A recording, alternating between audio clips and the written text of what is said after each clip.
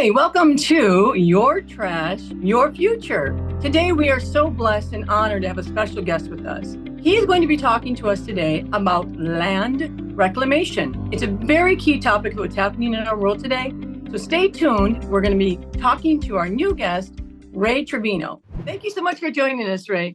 My guest, Ray, is the Vice President of Pecos Country Operating, and we are very honored to have him, as well as he is the president of Treviño Family Resources. Thank you so much, Ray, for joining us. Yes, thank you, Deborah. And I am so excited. First of all, thank you for asking me to be on. I am so nervous right now. I'm so excited for this podcast, what you are doing. And again, you've been on, shameless plug, you've been on my show, The Crude Truth.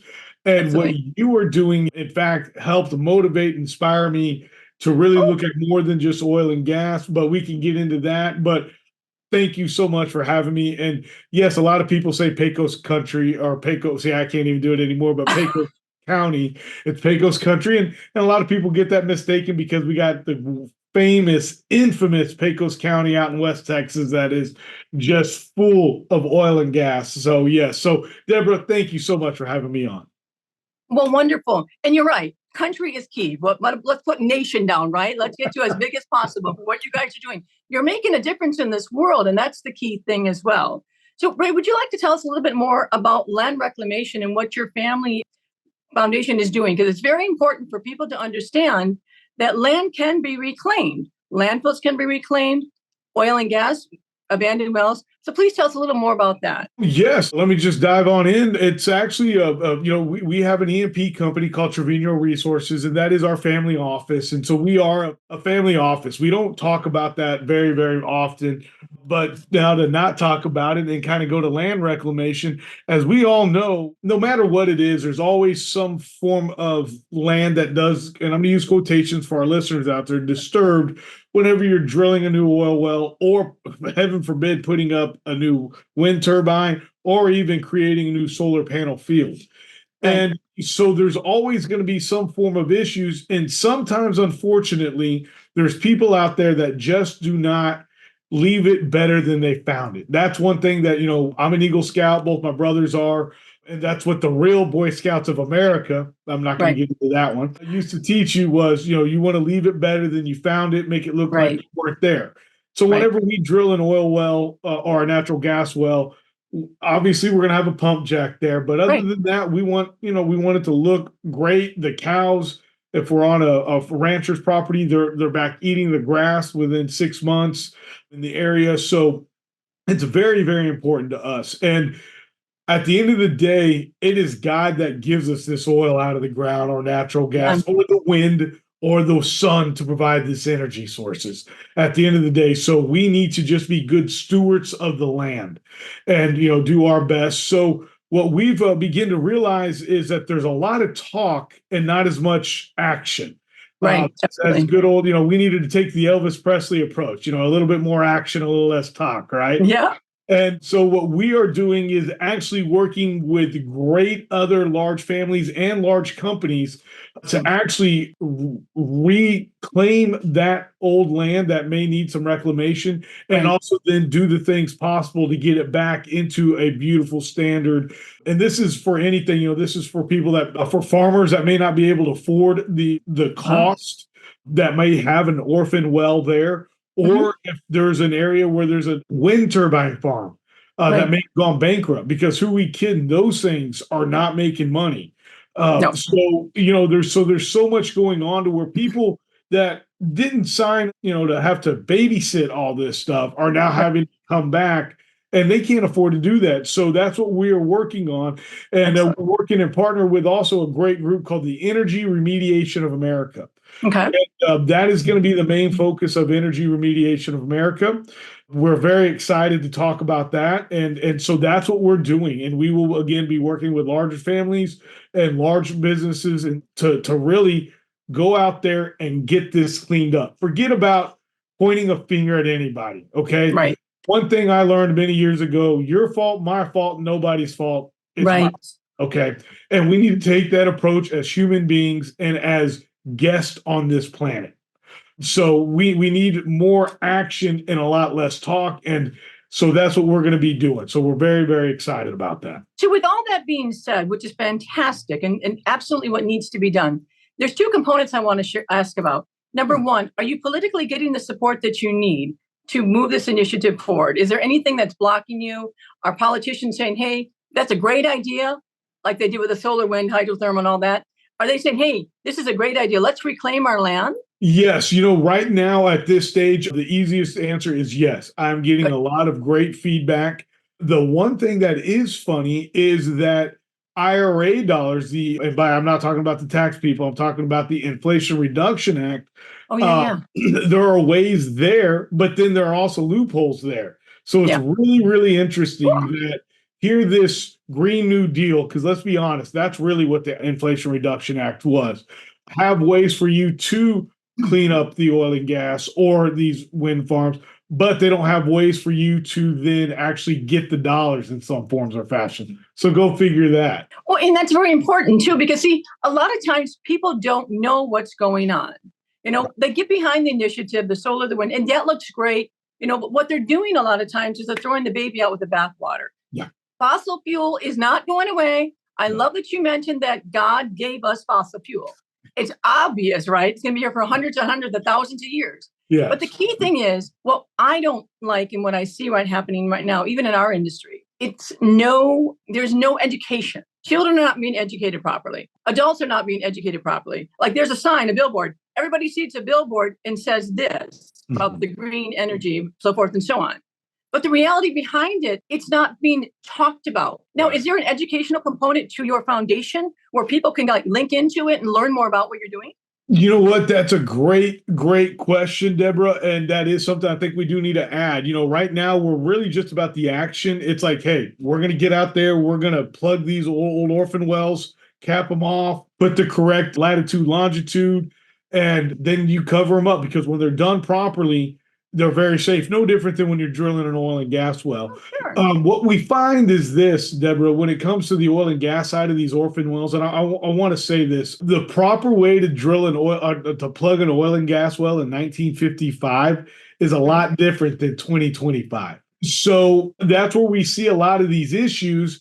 And I'm not going to sit there and point the finger at these old operators that may not even be in office anymore. It's because technology has changed. Exactly. And the ways to do things have changed. I mean, come on. You talk about baby in the bathwater. I don't want to talk, but people were getting their legs cut off because they couldn't sew something up that's so simple now. So we're not going back and blaming the doctor from 50 years ago. It's like technology has gotten better. Right.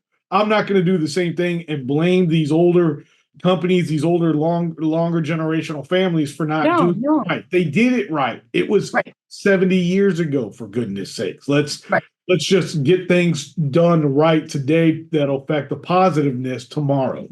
And so, that's really more about what we are on about. But yes, as I launch out and our team launches out Energy Remediation of America, we will definitely have some more education along with this because they need to know, again, that, hey, we're not doing anything bad. And that even when these wells are in production or these wind turbines, they're not doing anything bad. We're trying to do the best that we can. And then I love how, oil and gas is renewable. I had to tell somebody that the other day. It's like, it may not be as fast, but you know what? Right. I have a feeling oil and gas will probably be here after we're all gone. Oh, absolutely. It's like the key thing too. And when you talk about the windmills, right? Yes. And this is a shameless plug for our company too and our technology partners. Yes. We have the ability to take those windmills through this technology that we've been talking about in your show and condense them down through our crusher into a size of a cup and pop them right into our facility. We can use the balsam wood and make jet fuel. We can make electricity out of that. So we can partner up with your foundation and work with you in that paradigm, working with the politicians and even working with the unions to bring in that operation where we can help out the farmers too. Take those windmills and use them for our benefit as well. So there's a collaboration. I always say natural resources turn to renewable. Natural resources, right? With the gas. Yeah. And then we would be the renewable side, taking the things off the property and then using them for the benefit of making more low-cost stuff. Well, that is awesome. Okay, so I'm picturing, we take a wind blade, first of all, you got to get a big crane back out there, right? Yeah, exactly. Yeah. And all these things, and you bring it down. So once that wind turbine is down on the ground, what do y'all do with it, Deborah? Can you walk me through some of that? Absolutely. So what we would do is we take the blade, you had the blade down on the ground. It would have to be cut up to, like to fit on a 40-foot trailer, take it to our facility, and then we have a massive crusher that would crush. It takes a Volkswagen car and condense it down to the size of a can. What? Yeah, this is a monster crusher. It's in the Yeah. So with that being said, then it goes into that mass energy burn plant that we have, right? Which takes trash and turns it into low-cost fuels and low-cost electricity. We can basically take anything that has carbon base to it. God forbid, we wouldn't want to throw ourselves in the crusher or the facility, right? We're made out of carbon, right? So that is a benefit to reclaiming the land. Yes. So that's kind of what we've been talking about. And actually what we can do is actually in the gentleman that we're working with who owns the technology, he owns the processes and he owns all the patents to the processes and the inventions. Yes. So we're now scouting out, looking at different locations in the United States about these windmills that are going to be toppling down eventually and using them in our facility. So just a shameless plug there. Wow, that is awesome. That is really, really cool. Because I know just here in Texas, in the good old city of Sweetwater, West Texas, they've got like literally a wind turbine blade graveyard out there right now. That's what we need. And wow, that's awesome. Because that's the one thing also, Deborah, and I'm glad you brought up that there is no way to recycle or get rid of these wind turbines. It's like, what are we doing here, people? And, the other day I had a great opportunity to visit with Senator Ted Cruz from Texas. Wonderful. Yes. And he mentioned, and it's really true, that it's like if the left party, the Democrats, actually wanted to get rid of oil and gas, they'd hit the button today and they would have to figure out how to get home. It's like there's no common sense in these renewables that they're using. It's like, okay, I get it that the wind and creating it, but if you have no way to dispose of that, then what good is it? And also, with oil and gas pump jacks, those things last 100 years or even more, and they're all metal. And so obviously they're steel, which then can be melted down or repurposed, right? But you just refurbish one of those and you might have it on a well for 30 years. And then guess what? You can literally go put that old pump jack that goes up and down on a brand new well 30 years later. Recycling. Heaven forbid be able to actually truly recycle. And see, that's the thing. That's why these podcasts are so important in getting the word out. People need to understand that oil and gas, fossil fuels are good. It's all in how they're used. You guys are socially responsible. You are taking care of the environment. Almost in essence, with the solar and the wind, are they really taking care of the environment? With these solar companies, no disrespect toward any of them, or the wind. Right. Do they come back and do they take them down and do they clean them up? No. We don't know. We have yet to tell, right?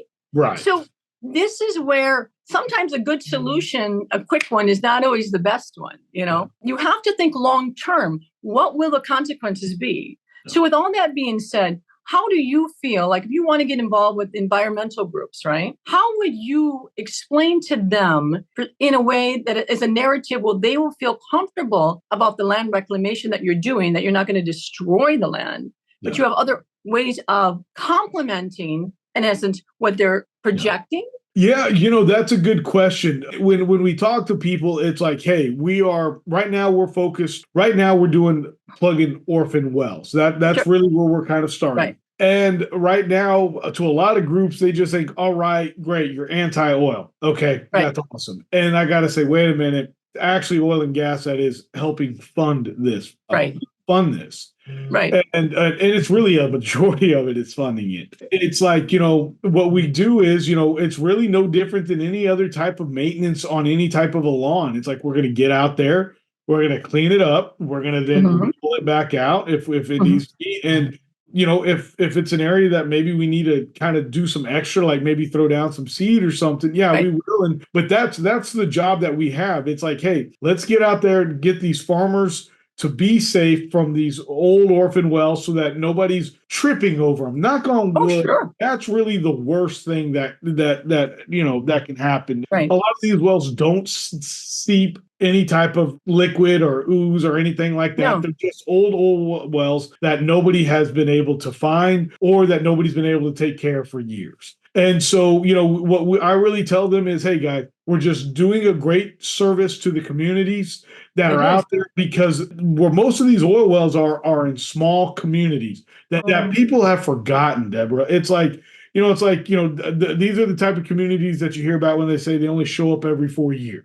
Yeah, yeah. It's like, you know what? They're just as important to the farmers, to the ranchers. They're part of the backbone of America, along with the truckers, the pipeliners, the oil and gas industry. So they're very important. So that's the other part that we're trying to tell people out there on the environmental side is, hey, guys, we're just here to do a great job. Exactly. And long-term solutions for everybody pointing a finger right now. And that's very commendable what you're doing, because you're absolutely right. God forbid there's an accident because someone had an orphaned well. Yes. That they just discovered, right? A child running out in the field, whatever it may be. And actually what you're doing is more than other people are doing too. You're looking out for the person who is not as economically affluent as others. Right. And see, that to me is a really good selling point when addressing anybody, because you're not going after the big echelon, right? You're not going into the municipalities that are, S&P rated, AAA rated bond market, right? You're going into the smaller mom and dad hometown communities, and you're really, really making a difference. And this is a narrative that really needs to get out with what you're doing. And our company would love to support you in every way we can. I'm so glad that you were sharing this on the podcast too, and how whatever we can do, folks out there, you need to understand, get behind what Ray and his family are doing. It's very important for corporations, for individuals, for bondholders, whomever. Because what Ray is doing, he's making an impact in our world, plus the environment for future generations. Yeah. And that's what we're all about, right? The reclamation. It's not just the land, it's the people that live on the land. Right. So that we can continue this generational reclamation going on, because new inventions, right, are always going to come along, like you said. But the key is, how do we manage them? And you guys are really socially responsible. So well done to you guys. Oh, thank you. It's been fun, and it's still not over, and we got a long way to go. Sure. But, God has blessed us with an amazing opportunity to be in the oil and gas industry. Again, I was at another event the other day, and there was a bunch of people there from nuclear. And I'll be, honest, as soon as I can figure out a way to make $1 off of nuclear, I'm going to do it. Yes. And if I could make $1 off of wind and solar without it being government subsidies, I would do it in a heartbeat. That's the only way these wind farms and solar panel farms are making $1 is off the subsidies that they're getting from the government. You look at what's happening with Ford right now, and they're losing over, I think, $100,000 per EV. And the great David Blackman has been talking about that. I don't know the exact numbers, but I have done some research myself, and yes, he is definitely correct. And the only reason why they continue to roll those off the lot is because they're getting money from the government. And so, I was taught a long time ago by my father that, you don't need the government to get $1. No. You don't need the government handouts. And once you get to a place that you can start helping others, you definitely have to do that. And I think, hopefully it brings joy to your heart to help others and give and not look for in return. That's the whole point to it. You want to, I think the real act of love is just showing love and not expecting anything in return. I 100% agree with you, because really that's what we're made out of. That's the way God created us, number one. And number two, when you pay it forward for somebody else, it always comes back to you. It's like a boomerang, right? It goes out to bless other people, and then it comes right back to you. And the key thing is, too, what you're doing is so important because it hits so many buttons. Yes. It almost like knits the fossil fuel industry with the renewable. Without having that, fossil fuel is sustainable on its own in the market. It's obvious, right? Right. Renewable in some ways are not, but there is technology out there where it is sustainable on its own merit, right? Yes, ma'am. And all of us working together can accomplish that. So what's your next step? What are you looking for? And what are your next steps that you're doing? Right. No, great. Right now, our next steps, we're definitely looking for individuals that want to definitely donate to the cause. And because again, this is all just straight donations and they all go basically right back out to go plug orphan wells. What we're doing is we're basically confiscating orphan wells. And I'm just using confiscating to sound a little tough, Yeah. but we're picking up these orphan wells or these orphan leases. Yeah. And then we're literally just going in, counting how many wells there are and going, okay, this is how many wells we need to plug. So this is how much it costs. Let's go do the job. And so that's literally what we're doing right now. So we're definitely, starting to spread to get the word out, Right. tell people about Energy Remediation of America. Definitely want to, put that in Google and you can definitely find the website and, definitely give. And if you got any questions, definitely reach out to me or anybody on our team that you've probably seen out on social media before.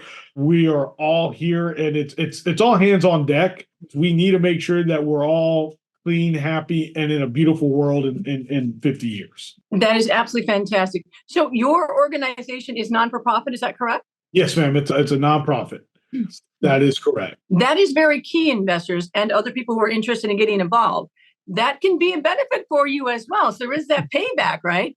But you're doing good works, but you're also benefiting from it as well. So it's actually threefold: clean the environment, yes, doing good works, makes you feel good inside, blessing God, blessing other people.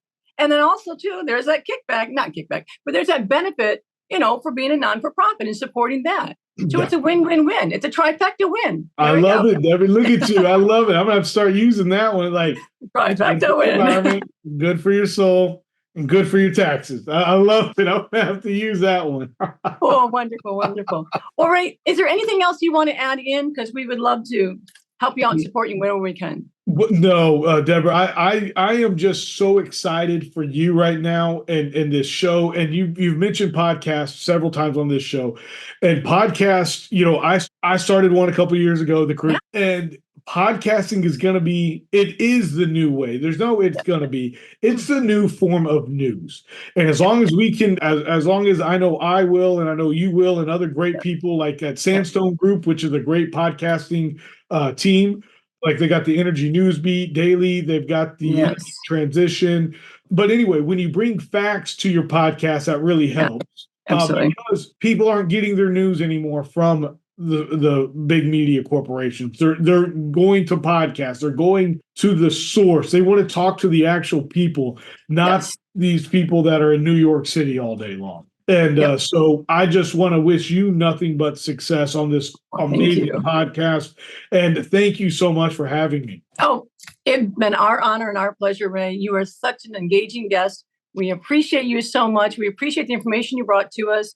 Now, how can people find you? Is there websites? Yes, no, you definitely, I'm definitely on the social media bandwagon. I'm trying to get better, but definitely LinkedIn, Ray Treviño III. Then our pecoscountry.com. That's where our oil and gas operating group is at. And you can definitely connect with us there as well. Fantastic. And I'm sure we're going to have your information in our note. Yes. However, so I thank you so much, Ray. It has been a delight and a pleasure, and looking forward to the next one and what great things you have in store. Yes, ma'am. Thank you so much, Deborah. All right. Everybody, thank you again for joining us. We really appreciate it. There will always be trash, but not rainbows and unicorns. So stay tuned for the next podcast. Thanks again. Have a great day.